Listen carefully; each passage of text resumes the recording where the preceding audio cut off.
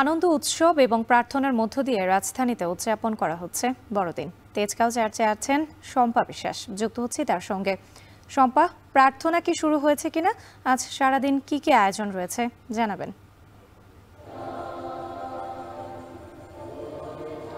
রাত্রি সকাল ৭টার সময় আজকে বড়দিনের যে মূল প্রার্থনা সেটি শুরু হয়েছে এবং এখনও সেই প্রার্থনার কার্যক্রম চলছে। এরপর বেলা ৯টার পরে আরও একটি প্রার্থনা অনুষ্ঠিত হবে এই তেজগাঁ চার্চে। এবং একই সঙ্গে যদি বলি, সকাল থেকেই যারা যিশু ভক্ত আছেন তারা কিন্তু এই চার্চে সমবেত হয়েছেন এবং প্রার্থনায় অংশ নিয়েছেন। প্রত্যেকেই কিন্তু বলেছেন যে এই পৃথিবীর সমস্ত হানাহানি মারামারি দূর হোক এবং তারা পরিবার পরিজনের সঙ্গে এই পুরো বছর যেন সুন্দরভাবে শান্তিতে কাটাতে পারেন, এটাই তাদের এবারের বড়দিনের প্রার্থনা। পাশাপাশি তারা নিজেদের পরিবারের জন্য যেমন করে প্রার্থনা করেছেন, তেমনি করে তারা দেশ এবং জাতির মঙ্গল কামনায়ও প্রার্থনা করেছেন। আমরা কিন্তু গতকাল থেকে যে ক্রিসমাস সন্ধ্যার শুরু হয়েছিল তখন থেকেই তেজগাঁ চার্চে এসেছি এবং তাদের সঙ্গে কথা বলেছি। তখন কিন্তু এই চার্চের যিনি যাজক আছেন তিনি আমাদেরকে জানিয়েছেন যে গতকাল থেকেই, অর্থাৎ ক্রিসমাস সন্ধ্যা থেকেই এই বড়দিনের যে কার্যক্রম সেটি শুরু হয়ে গিয়েছে এবং গতকালকে সন্ধ্যা থেকে রাত পর্যন্ত এখানে দুটি প্রার্থনা হয়। এরপরে আজকে আর দুটি প্রার্থনার মধ্য দিয়ে বড়দিনের যে মূল কার্যক্রম সেটি শেষ হবে।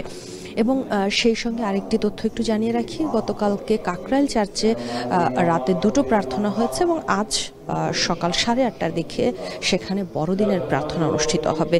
কাল রাতে শুরুর যে প্রার্থনাটি সেটি ছিল সন্ধ্যাবেলা, সেটি ছিল বাংলায় এবং তারপরে রাত 11টার সময় কিন্তু ইংরেজি প্রার্থনা হয়েছে। অর্থাৎ সেখানেও গতকালকে দুটি প্রার্থনা অনুষ্ঠিত হয়েছে। তবে আজকে বড়দিনের যে প্রার্থনা সেখানে একটি প্রার্থনাই অনুষ্ঠিত হবে।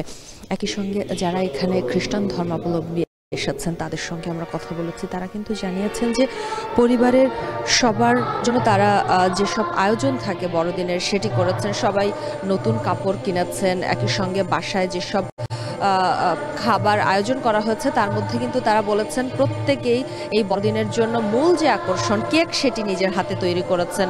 এবং অনেকেই বলেছেন যে সময় স্বল্পতার কারণে অনেক বেশি কিছু না করতে পারলেও তারা মূল আয়োজন যেটি অর্থাৎ কেক সেটি একমাত্র নিজের হাতে তৈরি করেছেন। বাকিগুলো হয়তো তারা অনেকেই বাইরে থেকে কিনে এনেছেন, কিংবা অনেকেই বলেছেন যে যেহেতু বড়দিন তারা সবাইকে নিয়ে পরিবারের বাইরে খাবার খেতে যাবেন, একটু ঘোরাফেরা করবেন।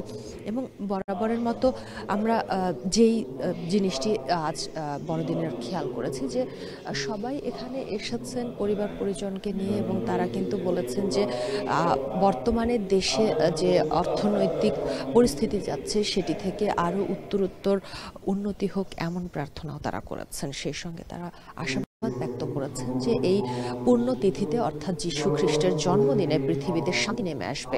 এই ছিল আমার কাছে তেজগাঁ চার্চ থেকে বড়দিনের সবশেষ খবর। রাজধানীর তেজগাঁও চার্চে চলছে বড়দিনের বিশেষ প্রার্থনা। এই খবর জানাতে যুক্ত ছিলেন শম্পা বিশ্বাস।